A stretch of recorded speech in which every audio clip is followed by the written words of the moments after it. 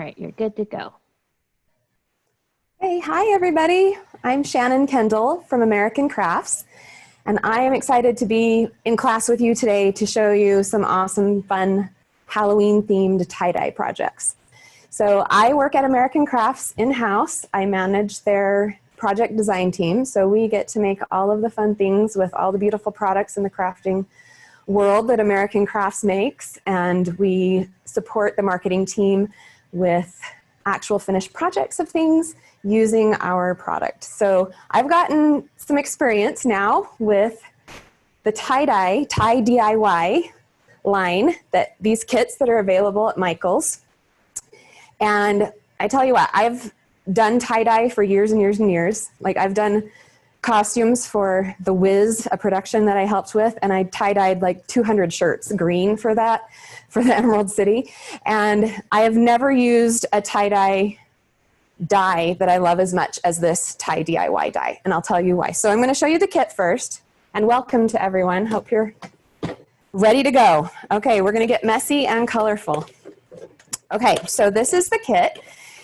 There's 3 kits right now to choose from with a variety of different colors. You can see the color spectrum right across the top right here. It shows you the colors that come in the kit. I'm going to show you what else comes in the kit. So you get an instruction booklet, and it has some of the tying instructions that we're going to cover today in class and some that we're not going to cover. So there's basic instructions there. Also comes with this little packet that has a clear plastic drop cloth, gloves, and bands. And these are awesome rubber bands. They're so strong, they don't snap when you're tying. I love them. And then you have all of your dye bottles. So the thing about these dyes that are awesome, I'm going to pull out the ones that I'm going to use for our first project. I'm going to use Ocean, Lemon, and Slate on our first project. So the thing that I love about these dyes that set them apart from others is that they are already pre-mixed. I don't know if you can see that's liquid in there, but it's already pre-mixed. I don't have to add any water to it. It's really heavily pigmented. I don't know if you can tell by looking through the camera there, but it's super pigmented color, and you barely need any. So when I first started working with this project, I made the mistake of using it like I would use my normal powder mixed dyes that I've used in the past. And I put way too much on, and I didn't need that much. I could have made a ton more projects and spared my dye if I would have just gone easy on it. And that's my first tip with these dyes, to go easy on it. It doesn't take very much.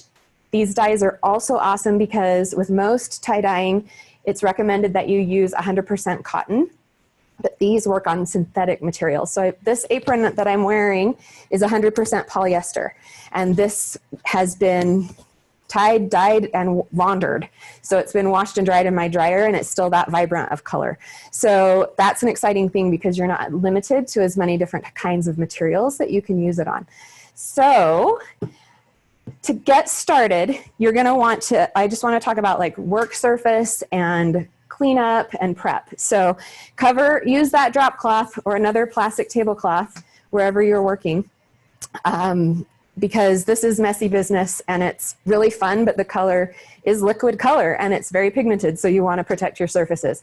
The cool thing about it is it's not as staining until you heat set it. So I've spilled it all over my kitchen counter, wipe it off with a little bit of cleanser, and it does fine. So it comes right off. And I had blue dye all the way up my arm before I came to class today, and you see it just came off with soap and water. So there's some tricks to setting the dye, but I do protect my surface. I wear an apron. I have gloves. I bought my own gloves. There are gloves in the kit, but I love these because they fit my hand so nicely.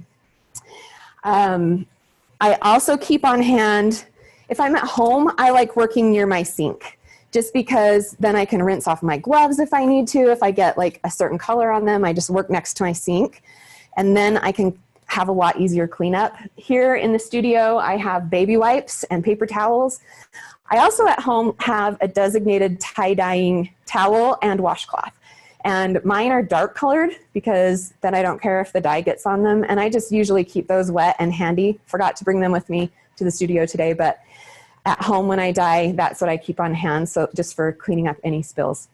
So let's get started. That's about all you need is your bands, your dye, and whatever you're gonna dye. So we're gonna start and we're gonna do some Halloween themed projects. So we're gonna start with a t-shirt. So this is just a regular Gildan 100% cotton. I'm going to show you it on cotton first and then how it compares to the other materials, but this is just the regular t-shirt. So important thing. So anytime you're dyeing, and I also do this anytime, just as a side note, that I'm doing any type of iron on, like if I'm cutting images and ironing them on shirts, always pre-wash and dry your shirt if you can, or your material if you can, because the manufacturers put a sizing chemical on there that keeps it clean in the store. So when people are handling it or if it falls on the ground, it doesn't get as dirty as easily. But that sizing chemical also resists taking in the dyes or adhering the iron onto it. So we're going to be doing both those things today with this shirt. So I want to make sure I pre-washed and dried it already. And then the thing with these dyes, so when I've worked with dyes in the past, I've always started with a damp surface. So like I would get this wet and wring it out and then start tying. But I found that with these dyes, because they're so pigmented and they move so well, I don't need to do that. So all I do, my preferred method is a spray bottle. So I like to get it a little bit wet, and I'll show you one that I did that's completely from a dry state after we finish the shirt. I'll show you some shirts that were done wet, damp, spray bottle, and dry, so you can see the difference. But this one's my favorite one because this one leaves a little bit of white in my tie-dye. If I started with a totally damp shirt, I found that I lost my white lines, and I like to see a little bit of that white line left in my shirt. So I'm just gonna mist it a little bit, flip it. I mist it again. And as you play with it, you'll start to learn what your favorite method is. Okay, I'm going to scoot some things over a little bit so I can show you this tying method. So we're going to do a bullseye first.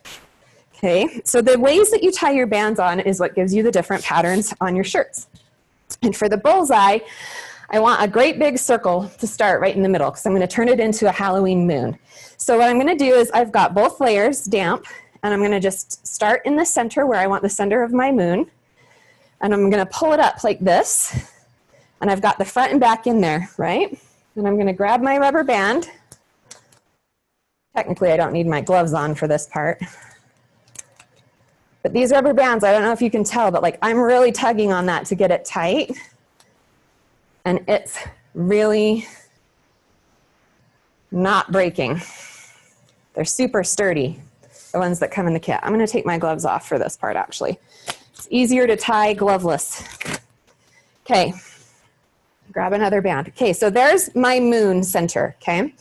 And then for the bullseye, we're gonna want more circles coming out this way, right? So we're gonna just keep moving up and make this a little tower of ties.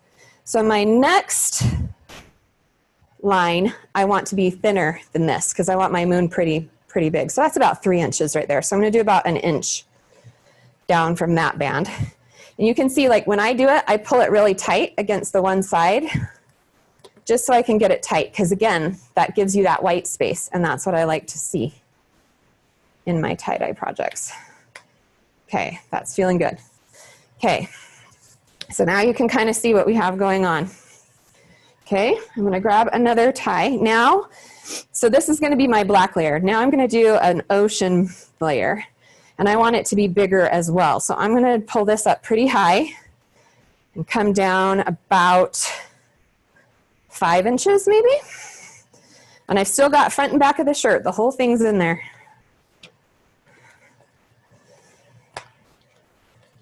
You can see I'm tugging on these bands. If you run out of bands in your kit before you run out of dye, you can use any band that you want, but I sure love the ones that come in there. Okay, so that's our main bullseye that we're gonna work on today. But I have all this leftover part right here at the top and bottom, and I want to do something fun with that too. So I'm going to make some mini bullseyes down in this area. So I think I'm going to start right here, and I'm going to do the same process where I pull up a little bit. I'm going to do about, these are mini ones, so I'm going to do about 1 inch.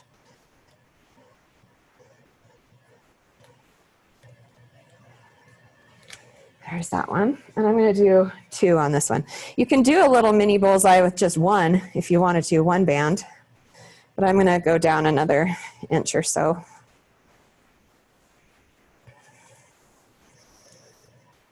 And do that again. And I'm gonna do one on this corner, but I'm gonna do it kind of down at the bottom. I'll see how it turns out. That's another fun thing about tie-dye.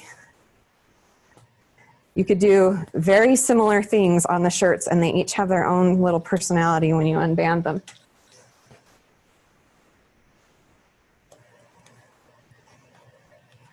Okay.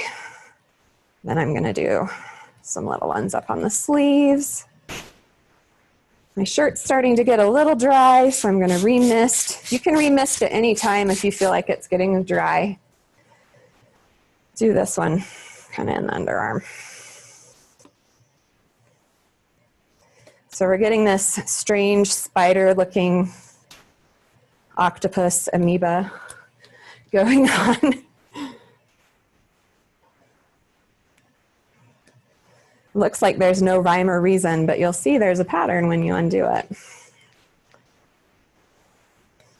Okay, I'm going to do one more little guy up here. We'll just do a single one up here.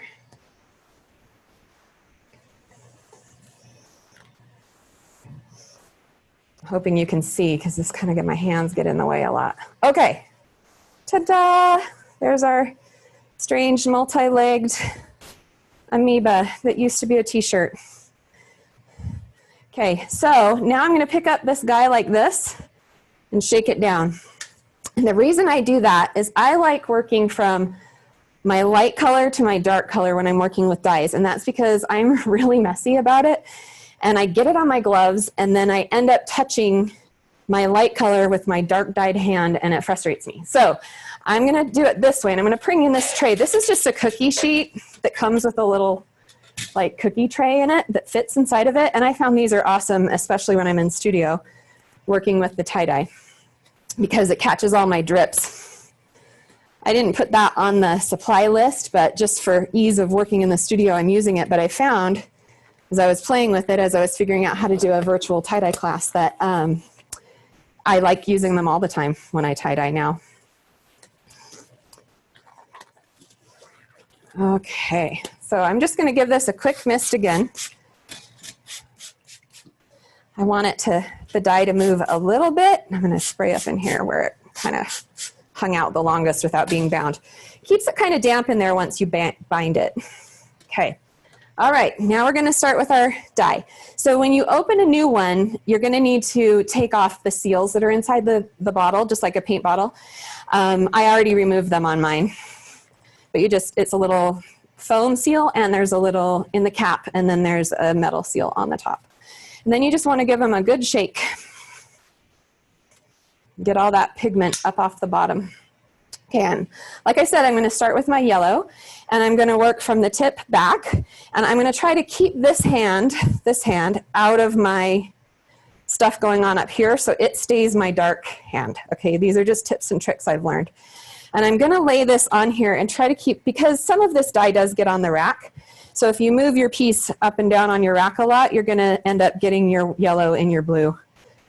So I'm going to start up here, and you can see how thick and rich and beautiful that color is just straight out of the bottle.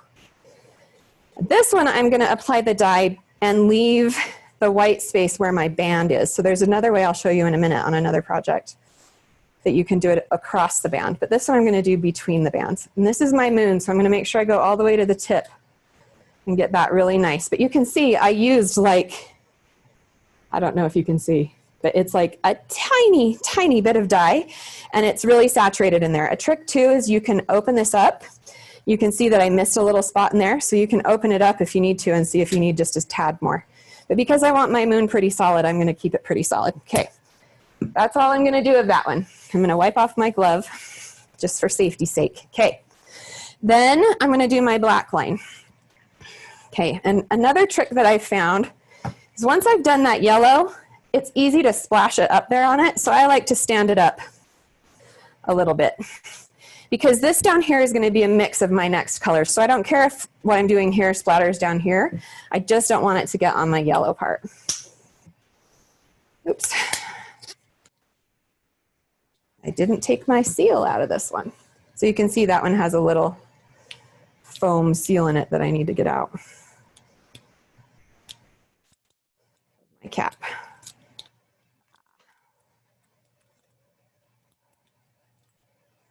Kind of shredded that one. Okay, we're good. Okay. I thought I pre-prepped all my bottles. Okay, so now I'm going to do this one. And I'm just going to do the black or the slate color. Trying to not get it on my yellow. Kind of twisting it around. Okay, right in that center spot. Okay, now we're going to do ocean. I'm just going to check and make sure I took the cap off that one. Yep, I did. I'm not crazy. I did do it. Okay, give it a good shake. Now we're going to do that one right here on this spot. These dies have a really nice color of a rainbow. In every kit, the colors are slightly different, but there's always a full rainbow of color, so it's really able to get some good designs in there. Okay, so now I've got my, out here as I move this way, I also don't care if I have more white showing, so I'm not gonna put too much dye on. That one was about the same amount I used on the yellow. Then I'm gonna do this same teal color up here on the tips of all these little guys. My little mini bullseyes. Actually might splash some down here. I kind of just splash it around on the bottom because I want kind of a mottled dark sky look going on down here. So you can see how dark that is and how it immediately soaks in even though my shirt isn't very wet. I'm not losing too much in the tray. It's mostly just getting sucked up right in there. Now I'm just going to have fun going at it with the splatters. You can see how my hand on this side, that my dark hand is really messy. So now I got to be careful not to touch my yellow. And if you look closely, you can see I still splashed on my yellow, darn it, but that's okay. I'm going to show you a way to fix it. Okay, I'm going to make sure I got some underneath layers in here where my shirt on the bottom of my amoeba was exposed. Then I'm going to come back in with some more of the black, and especially get it around where I tied it so those bullseyes show up. Maybe do a little of the black right in there. You can see what I mean about how you're going to get a different pattern, but they'll all be similar, but it'll be a different pattern because of how you just randomly throw the dye on there. Okay, I'm going to check my underneath. Okay. Looking good. Just kind of splash, splash, okay? So now I've got this here. I don't know if you can see right here where I got a tiny bit of the blue on. So what I like to do is just take a baby wipe. I'm actually gonna get a different pair of gloves in a second. And just wipe at it just barely, or a little bit of water. Grab my water bottle. Go. I brought this just in case I did that. So this is just a little bit of water on a wipe. And I can kind of lessen my splatter. I'm not going to be too concerned about it because it is tie-dye, right? So it's okay if it's a little bit messy. Okay, and then I'm just going to add a little bit more yellow there. Okay, you can see my table's already messy. My hands are messy. But it's fun. Okay, now I'm going to set this aside to cure. So you can use a Ziploc bag, but what I found I like to use is just my grocery bags that I keep to recycle. These work really well for tie-dyeing things, but you can use a Ziploc bag. Use your Michaels bags from when you shop at Michaels. They can be your tie-dye setting bags. Okay, so what I do is I try in my bag to also keep my yellow away from my dark, because if I just grabbed this and wadded it up and shoved it in the bag, I'm going to get dye transfer over to my yellow, and I don't want that to happen. So I'm going to kind of open it up nice and wide, pick it up by the yellow end, and then I'm just going to hold it by the band. And I'm going to kind of lay it in there, but I'm going to keep that tip way at the end. I'm going to close it up inside there. So you can see that you just kind of wrap it around. You just want to keep it kind of damp. And that's my little bundle. So now I'm going to set that aside. And the instructions that come in the bag say, in the box, say to let it set for a minimum of 6 hours. But I have found, since working with this dye heavily, that I only need 30 minutes to an hour of set time. So disregard that little bit in the instructions from my experience and just let it sit about 30 minutes. And you can take a band off, cut through one, and see if it's how you want it to be or if it needs longer. But I found usually if I wait an hour, I've never had to reband or add more dye or let it set longer. It's just done. So I'm going to set this one aside and grab my finished one that I did about an hour ago before class. I can find where I set it. Oh, where did I set it? Oh, way over here. Sorry, have to go off camera for a sec. Okay, so here's the one that I did earlier. I'm going to put a glove back on because we're going to still be working with this wet dye.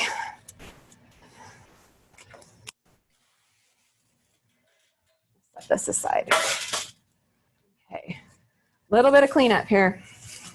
This surface is going to get even more and more colorful as we keep working. Okay, so now this one's been sitting about an hour, and I'm going to carefully take it out of the bag, and I try to not let my yellow, see how I grabbed my yellow out of there? Because if I drag it across my bag, it's going to pick up all that blue dye that's come off into my bag. So, okay, we don't need this anymore, so throw that away. Okay, I'm going to lay this back on my tray for a second. I'm going to try to get it in a clean spot or keep my yellow where my yellow goes. You can see why I like working by a sink, right? Because I can just stick these gloves in and wash them right off. And then I won't get dye transfer. Okay. All right, so now you need a pair of scissors and a careful, steady hand. So I like to hook it under, try not to stab your fabric, but hook it under one part of the band. And you can see I didn't even really cut. And again, I'm working light to dark, where I slide it underneath there. Woo! That one flew off and hit the light. These are really easy to come off. I'll try and keep them contained so they don't hit our cameras. You can see I barely have to snip it. And just be careful not to snip your shirt because you don't want to get a little hole in there. So I usually do it with just like slipping under one part of the band and then letting it come off.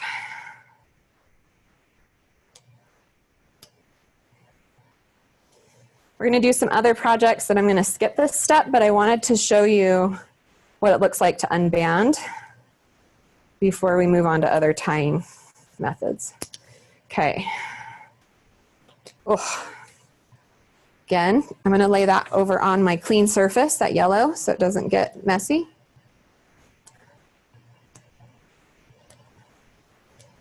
Get these bands loose.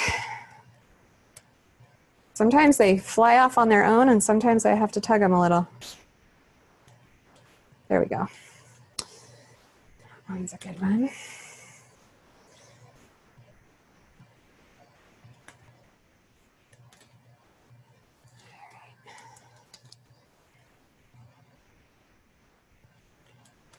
Okay. I think we got them all. I'm going to wipe off my hands again. I like to wipe off my hands a lot because I don't know if I'm going to accidentally touch a white spot of the shirt. And if I can eliminate how much dye I have on my hands, it's better. Okay, and now here's the wowie reveal. Ooh, ah, there's our moon. You can see how I got a little bit of dye transfer, but that's okay because I can cover that up with my iron-on decor. But you can see that I like how it left some white spots. This is where let me move this tray so I can lay it down, and we'll do the overhead camera. Because it is wet still. So this is where that black line was. These are my little mini bullseyes. There's one in the armpit right there. And now what I would want to do with this is let it dry completely on its own. So I usually take it and just hang it on a hanger and hang it on my shower rod, or I hang it on my deck outside. I found they dry fastest when I hang them outside, but you want it to completely dry on its own. Now you could technically put this in the dryer and dry it, but I found that I don't like doing that because I get all this damp dye all over inside my dryer, and then I have to clean my dryer out. So I found I just like hanging it, letting it completely dry. And then the next step that you want to do is once it's completely dry, then you put it in your dryer and you heat it. Even though it's dry, you're going to heat set it for 25 minutes on medium, high to high heat, whatever your fabric can handle in the dryer. So put it in there, turn it on for 25 minutes, medium, high to high heat. Then it's heat set. Then you can wash it and dry it. So I usually do at that point because the dye, once you've done that heat setting process, your shirt's going to feel a little kind of crunchy. And so I just run it through my washer and dryer like normal after that. So let me move this off, and I'm going to show you, pull up one that I've already done.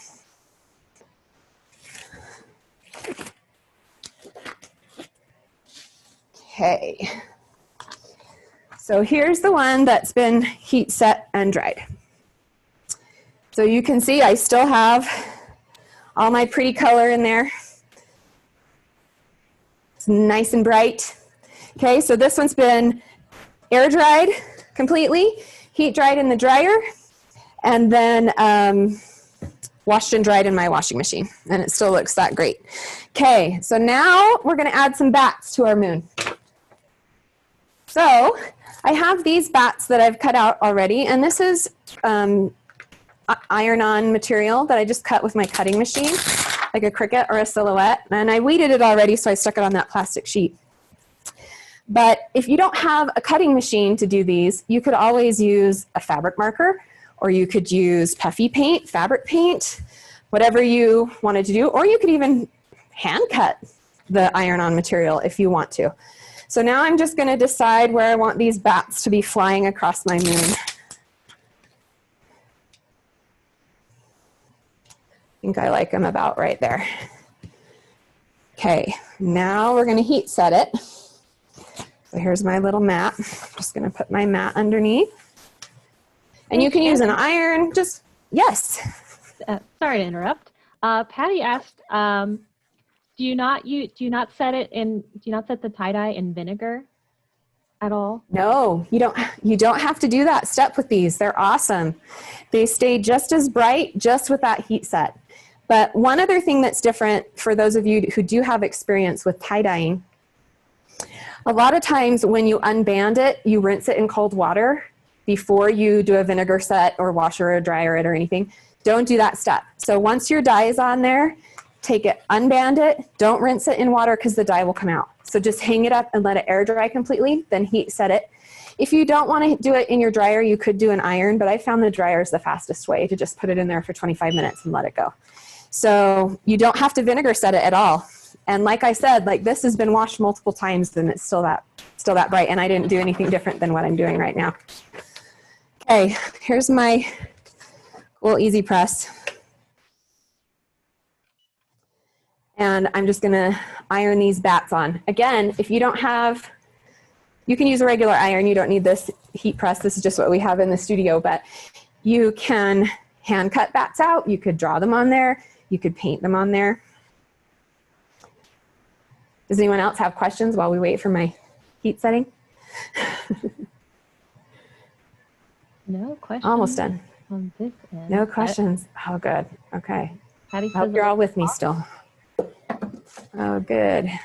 Okay. So now those guys, I might need another minute on them, but let me see. Oh, yeah. I might need another minute. So I'm just going to show you my finished one to save time so we can get on to our other projects. Okay. So here's my finished one. Show you maybe from overhead. Okay, there it is. So you can see these little bullseyes on this one. So you can see all three of these shirts that I've shown you have a little bit different movement of dye, but they all like kind of match each other. And that's what it looks like completely finished. So it's ready for Halloween. You could also put bats on the back because you do have a mirror image of it on the back. So if you wanted a two-side one, you could, or if you wanted to put Happy Halloween back there, or a name, or trick or treat, or whatever. You could also decorate the back of the shirt if you wanted to. So that's our first project, Bullseye project. Now I promised you I would show you some other things you could do with it. So, and the different styles you get from different dampness. So this is, I'll show you this way again. I'll just lay them down on here, Jordan, so that you know. Okay, so here's the same technique. This time I did my bullseye here in orange, and then I did purple and the slate. So this is like plum and slate. And then I did a jack-o'-lantern face on it. So that's another use of the bullseye. This one I didn't do the baby bullseyes on the bottom, so you can kind of see those lines wicking out to the edges. So there's that one. Then I wanted to show you this one, which is the same jack-o'-lantern shirt, but this one I actually did on a cotton poly blend shirt, which is this gray one. So these are also at Michael's. They're those really soft Bella canvas t-shirts that are so nice. And that's how it turned out with the gray. And I like that because you can kind of see the gray color there coming through instead of the white, and it's really pretty. And this one I did damp. So you can see that my color kind of bled out more because my shirt was damp when I started. So there's the difference in that one. This one was a damp bat shirt. So you can see how this one's on the, again, on the white Gildan t-shirt. And you can see how on this one's been folded a minute, but you can see how I don't have hardly any white. So if this is the look you're going for, that's when you would want to start with the damp t-shirt. So this one is just color, color, color. And you can kind of see some of the lines in bullseyes, but more it's just a full coverage color. This last one, I did completely dry. And this is a different method that I'm going to show you in just a minute. This is a swirl. But you can see that this one was completely dry. So now what I have is a lot of white space. Okay, so that's the difference. So here's the one that I did spray bottle. Some white space. And that's completely dry. So you can see the difference. I think this one turned out cool though. I think it kind of is reminiscent of a skeleton or a spider web. Like it'd be fun to put a spider on it, or I don't know. I still like how it turned out. So it just depends on what you're looking to do. Okay, let me move a couple things. And we're gonna move to trick or treat bags. Okay.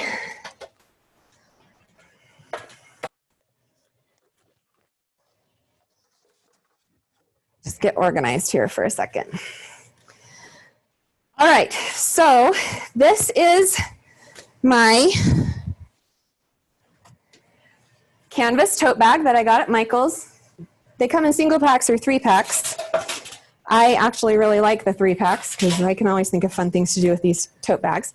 And we're going to do a candy corn effect, kind of an ombre effect. And I'm going to start the same way, where I'm misting my bag, flip it, mist my bag. And this one is called, I've seen it called different things. There's like a stripe dye, a stripe tie, or a shibori tie. So it's back to the days of elementary school when you do fan folds. So it's like when you make a paper fan and you fold back and forth and back and forth. So that's what I'm going to do with this guy. So I'm going to fold back and forth, back and forth, back and forth. Okay, so now I've got it like this. I'm not going to worry about the handles because I want this top part to actually stay white. So I'm just going to leave that alone. And then I'm going to grab my bands. And I'm going to do 3 bands because this time I'm going to cross the band with my color. And I'm going to do the 3 colors of a candy corn. Well, kind of an ombre effect of the oranges and then the white of the candy corn at the very top of the bag. Okay, so I'm just doing the same thing with the bands. Kind of keeping it all stacked up, fan fold. Yes? While you're doing that, Patty has another question. She asked, okay. Can I do multi-layer with these? You know, I haven't tried that, but I mean, I guess it just depends on if you can get your dye down saturated in there. If it was damp, it would definitely go through multi-layer. Like if you're saying like layer up multiple shirts and do them at the same time. Is that what she's asking? No, I don't. I think she meant doing maybe multiple dyes, multiple color layers. Yeah, you can do that. Yeah, you can definitely do that.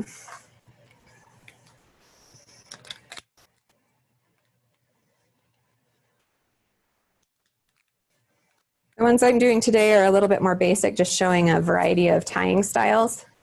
But I think you could definitely do it. It's super awesome dye. All right, okay, I'm gonna miss this again.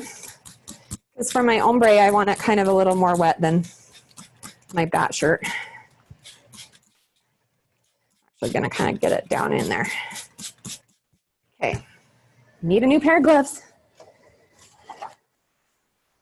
Then I'm gonna show you also a little mixing trick with this one, real quick.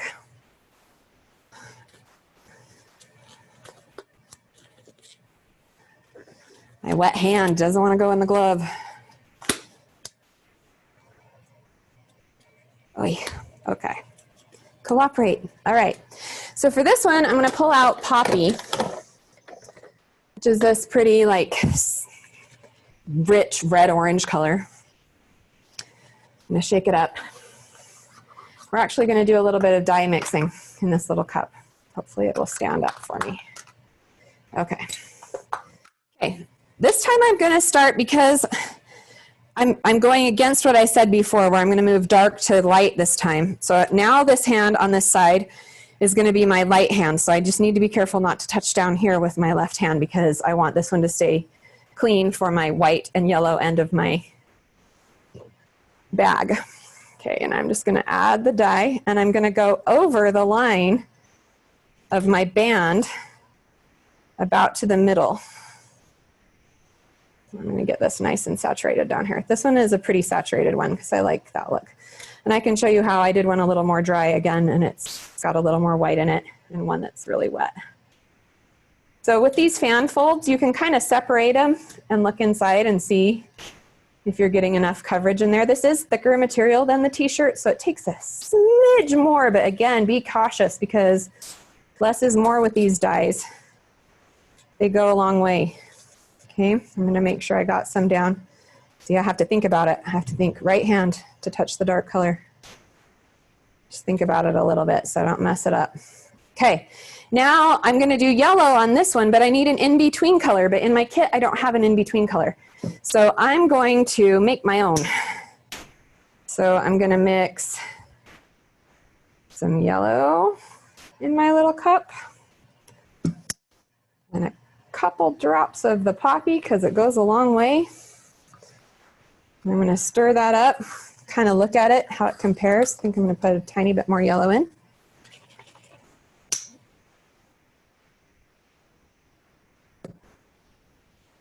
Okay, so now I've got this nice lighter orange color.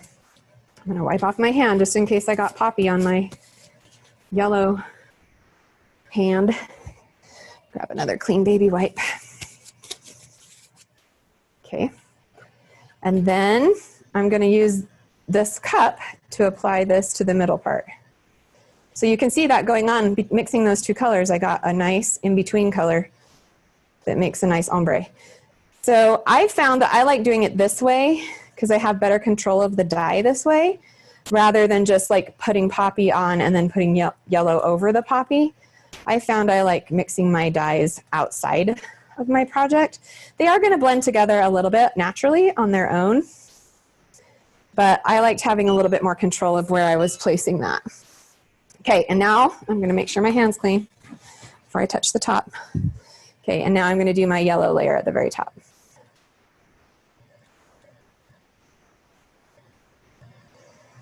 Okay, and again, I want to leave some white at the top, so I'm just going to go over the band and a little bit in. Now, if you felt like you wanted to put more dye on, this is thicker material, but it's also a smaller piece of fabric because the bag is so much smaller than the shirt. But again, you can peek at it after it's been sitting and see if it's soaked down into those.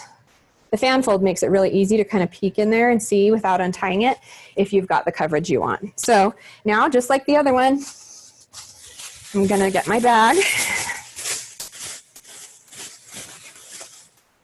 pick it up by one end, try to keep my handles clean, and wrap it up. Now, I don't even really need to get my handles in the plastic, so I usually just leave them out to protect them from any dye transfer. And then I'm going to set that aside for a half hour to an hour. As you work with them, you'll start to get your preference. Okay, So I'm not going to cut the bands off again because I have some other tying methods I want to show you instead with my time with you. So I'm just going to show you what it turned out like after I did all of those steps to set it. So I let it air dry. I let it completely air dry on my clothesline, and then I put it through my dryer. And this is the look that I got. Ooh, ah, right? Those are so fun. Anyway, so I love how it turned out. And so now we just need to make it into a trick-or-treat bag. So I'm going to show you the vinyl, the iron-on vinyl I cut for this one, which is this fun phrase. Okay, and I would apply that the same way with an iron or a heat set. Apply that on there. And I'm going to do movie magic and pull up my other one. And then it looks like this. This one I dipped my handles in, but I actually didn't mind how that turned out. You just have to accept when you do tie-dye that every so often you're going to have a little thing like this happen, but it's actually kind of happy having a little bit of yellow up there. So this bag I think needs one more thing. It's my cute candy corn trick-or-treat bag, but I want to do one more thing for it. So I'm going to set it aside for just a second, and I'm going to show you how to do a tassel. If I can find my tassels. Okay, so this is going to use our little cup too. Okay, so I made these tassels just by, you can use a tassel maker, you can use just a piece of cardboard. That's what I ended up doing. I actually used a piece of cardboard off something else we're going to make in a second to just wrap around and make these little yarn tassels. So this is cotton yarn. This is the yarn that I put on the supplies list. So it is a cotton yarn, but I am going to try this with other synthetic yarns because I think it would work just as well. Okay, so I think I want an orange and a yellow dipped tassel.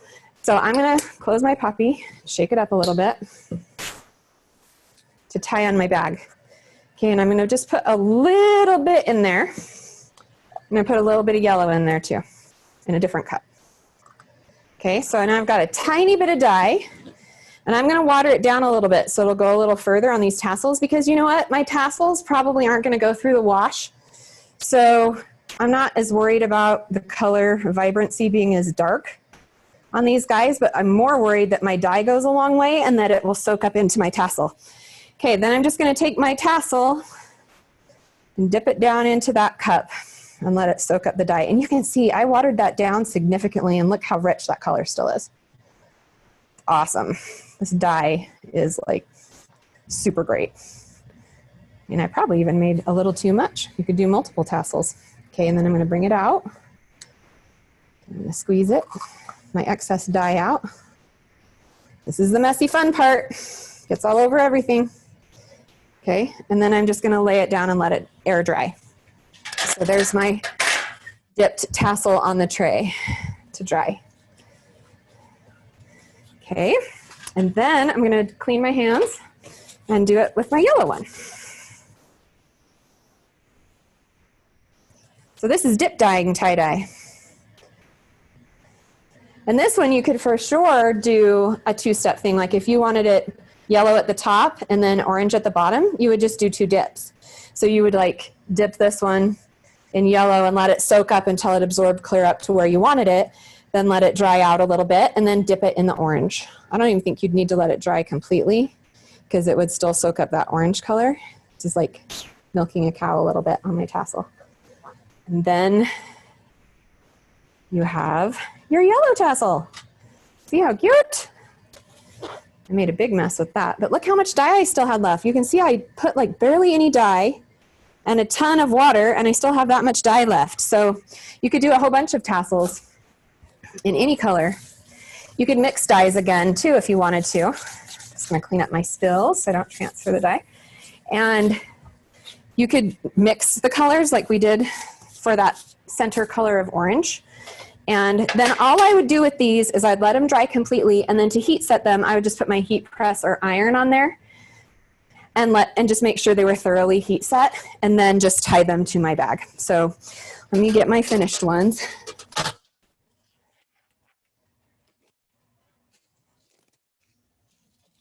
Teaching a class, I go through more gloves than I would normally, but here's the finished one. So here's the yellow, and here's the orange. And they're ready to just tie onto my bag. So look how cute and fun. So these could tie on at the top or at the bottom of here. And let one dangle a little lower. And just tie them right onto the handle. Then you have this cute little trick-or-treat bag with little tassels that are happy candy corn tassels. I love how it turned out. So another one I wanted to show you is just doing that same fan fold. This is the fan fold, but I started at the corner and went up this way. So that's how I got this diagonal stripe. And I went in between the bands this time, so you can see the white was here where it was banded. So that's another way of doing that fan fold stripe. You don't have to go straight across. You can go at different angles and get some similar looks. Okay, how are we on time? I want to show you one more trick-or-treat bag.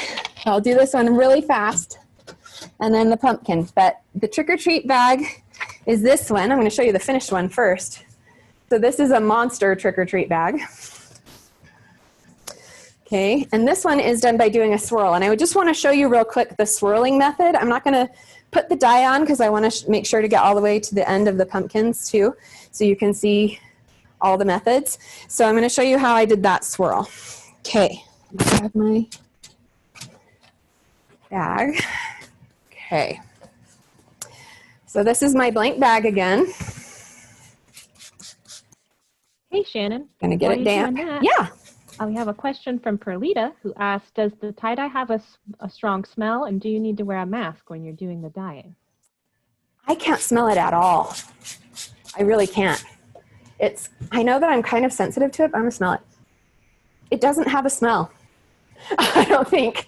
Our videographer here says he can't smell it, so I've never worn a mask.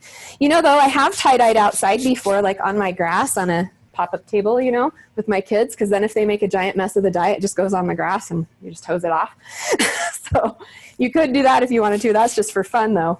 It doesn't really have any scent. Okay, so this is how you do the swirl. Did I answer your question, Perlita? I hope so.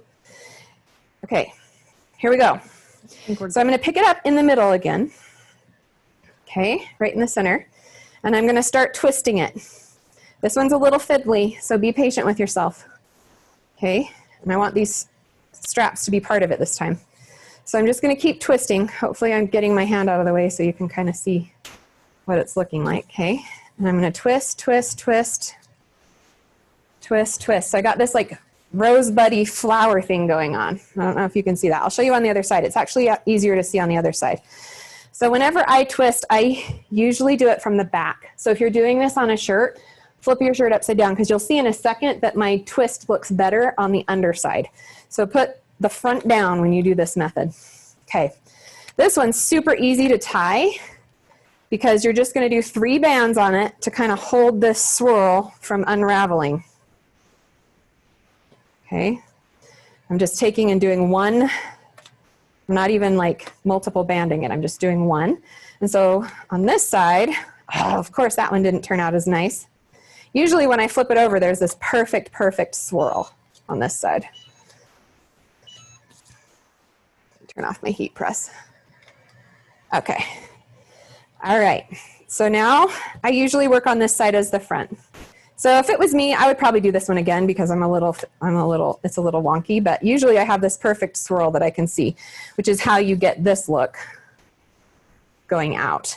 And then when you put your dye on, for this one I used key lime, plum, and slate, and you just put it in opposing sides on both sides. So I would put plum, plum, key lime, slate, slate. Then I'd flip it over, and if this was my slate, I'd go slate, slate, plum, plum, key lime. So they matched on both sides, and you just squirt it down in there just like I've showed you on all of the other ones. And when you undo it, it looks like this. So you have this awesome swirl happening. This one's even a better swirl than that one. But you can see I did it the same way. So they turn out different front and back. They both look pretty good, actually. And you can kind of see the differences. In this one, my greens and purples blended a little more than here, and I got this fun darker green color. So it's just kind of a surprise when you open it up. And then I just did the same process again. These are just eyes cut from iron-on vinyl that I just would heat press on there. You can see these a little more because there's a little more green on there. And then I have my monster trick-or-treat bag. And if you wanted to do tassels for this one, you could. So those are the trick-or-treat bags. I wanted to show you a shirt that was done with that Bullseye method of twisting real quick. So this is those same candy corn colors. But you can see I started my swirl up here. So what I actually did was like that. And you can kind of see where the swirl is showing up. Okay, all the way around. And you can see that they line up. So there's the orange, orange, red, red, yellow, yellow, like I was talking about. So I just banded that the same exact way, just with 3 bands. There's that pretty swirl. And that's how you do those swirls, and they turn out really fun. And you don't have to center them. You can do them off to the side or down below, or do multiple little ones and make like a kaleidoscope effect. That's really fun. Okay, are we okay on time if I do one more thing? Show you one more thing you can do? Stacy, yeah, you're good to go. You still got 10 minutes. I'm good. Oh, perfect. Okay, so I'm going to show you this last method, which is like the easiest tie-dye method there is on the planet, to make these fun tie-dyed fabric-covered pumpkins. And so I've got multiple little pumpkins. And these are the ones that were synthetic, kind of like my apron. So this is costume satin from Michaels. It comes on a like this back by the yarn. At my Michaels, it's back by the yarn. But it's like these Crafty Cuts costume silk. Okay, so that's this one. So it is 100% polyester, and it worked great. And then this one is like the fuzzy Sherpa fabric that was in that same area, and it's also polyester. And this one is the same Sherpa, but I just did a single color of tie-dye on it. And so I'm going to show you how to do this one real quick. And it's the easiest method ever. And I'll show you why. So you just lay your fabric down. This one is a no band method. It's just called scrunching. Okay, and I would mist it.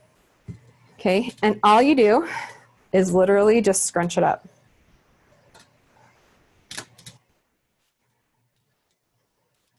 Okay, and you get it kind of in a pile of scrunch. Okay. And you can have it spread out more if you want, tighter if you want. I like this one pretty damp. I found this Sherpa has a little bit more tooth to it, so the dye kind of wants to sit on top of it. And if I get it a little more misted, it does a little better. Okay, last pair of gloves for the day. Almost there.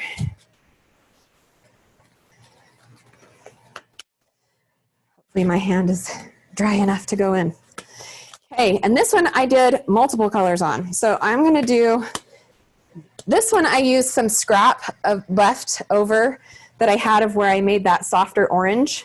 So that's where I got that orange color. This one's not going to have that in there because I didn't keep my scrap of orange, but I'm going to show you kind of a little bit of what I did. So I'm going to pull out geranium. This is the pink. And this way is super messy, so get your sink ready and your baby wipes on hand. Okay, because it's messy on your gloves. It's not messy anywhere else if you're working on a tray. Okay, so now I'm going to just take my geranium, which is my pink, and I'm literally going to splash it on these little folds that I've made here and there randomly. So when you're working with multiple colors, be careful, because if you put like every color of the rainbow, you have to be really intentional about where you put it, because these really do blend and you'll get mud. I've had a couple of these turn out like mud. They just looked like swamp monster. I don't know, brown, icky. I like doing yellow a lot because the yellow really lightens it up. Okay, then let's do our ocean that we had before. So this one's not going to have that nice soft peach orange in it, but if you wanted to mix some, you could and get a fuller rainbow. Okay, and you can kind of see how it's splashing kind of down in there and all around and everywhere. And then this is the key lime. I didn't open that one. Which one I opened? Well, we'll just do 3 colors for this one. Okay, here's the messy bit. Okay, I'm going to take my fingers, because this Sherpa, like I said, it likes to kind of sit on the top. I'm going to take my fingers and just kind of help it out a little. Okay, so you can see I'm getting a green there from my blue blending. That's like a little hint of what will happen if you put too much on there. Okay, I'm going to wipe off my fingers and keep going. This is the playing kind of way of doing it, okay? Another thing that would help is more water. So you could always mist it, and that will get it moving. You can see how dark that and rich that color is on there though. I think I need a little more pink in the middle. Maybe up here. Okay, and I would squish that around. And then same deal, and swipe that up, just grab it up like this and put it in my bag, okay, to let it set. This one I let set a little longer. I did the full hour on this one just because it's the synthetic material and I wanted to make sure I didn't lose my rich, pretty color. So I'm gonna move this off and show you what it looks like when it's been opened and set. So I just set it the same way. I hung it up outside and you can see that's what it looks like. So if I would have had that orange, it would have been running through here and you would have gotten this orangey pink color. But that's how I did it. And so then to make it into a pumpkin, so I hung it outside and then I dried it in my dryer for 25 minutes. And this one, again, I'm not going to be throwing my pumpkin in the laundry like I would a t-shirt, so I didn't wash it and dry it. I just kind of fluffed up the fur a little bit after I heat set it, and it's fine. And so then what you're going to take is your little 6.5 inch pumpkin from Michael's. And this one I already cut my top off with an X-Acto knife, so just be careful and go around the stem. You can see it's sealed in there, but I just took my X-Acto knife and kind of cut around it and got it out. So just be careful that you don't cut yourself. And I trimmed down the top just a little. If you can see, like that will fall down in there if I let it, okay? I kind of shaved the sides down just a little bit to kind of make it have a little bit more space. Okay, and then all you need is a hot glue gun, which I have heating up right down here. And you just put some glue on the bottom of your pumpkin and center it right in the middle. Then I'm going to do a little bit of glue up in one of these lines. I like working in these lines because then it kind of keeps that pumpkin-y shape. And you're just going to bring it up in like that and tuck it into the hole. And I usually put a little glue at the top too, where I tuck it into the hole. Okay. Then you're going to work on opposing sides. Bring that one up. And then these sides. And you can see we're getting to our pumpkin shape. Okay. They come together really fast. Like this is quickie project. Okay. And then I work on these little pieces, just getting those to tuck in. Okay, so now I've got my glue kind of coming up in there. And this is stretchy, so you can pull it up into the inside. You can see I'd keep working around. Okay, so imagine I did the whole thing.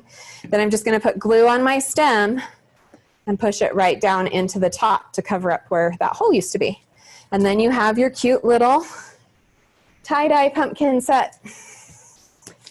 And it's super fun and super easy. And you can do them in any kind of fabric, any kind of material, different sizes. So there's my little set that I did. I think they're really cute and happy. And I wanted to show you one more thing that used that splash method. So this is a tie that actually my daughter tie-dyed, and she just misted this and laid it on the grass and then just took the bottles, splash, splash, splash, splash, splash, misted it again, and then let it dry in the sun. And then we washed and dried it and heat set it, washed it and dried it, and now we've got that fun look. So it's that same watercolor look that you get on these nice pumpkins when you just scrunch and splatter. So that's everything. Does anyone else have any more questions for me? No, I think we're good. Patty says that you've inspired her, or you've sparked her daughter's imagination for tie-dyeing. Diana says, great class. Thank you so much. I think You are welcome. Get ready to play. It's really, really fun. I hope you all give it a go. You can do all kinds of fun things, and it's messy, colorful, creative, quick fun. Awesome. Well, thanks, everyone. If you would like to rewatch this class, it has been recorded, and it will be available at michaels.com/classes starting tomorrow. Thanks, everyone. Thanks, everybody. Stay safe. Bye.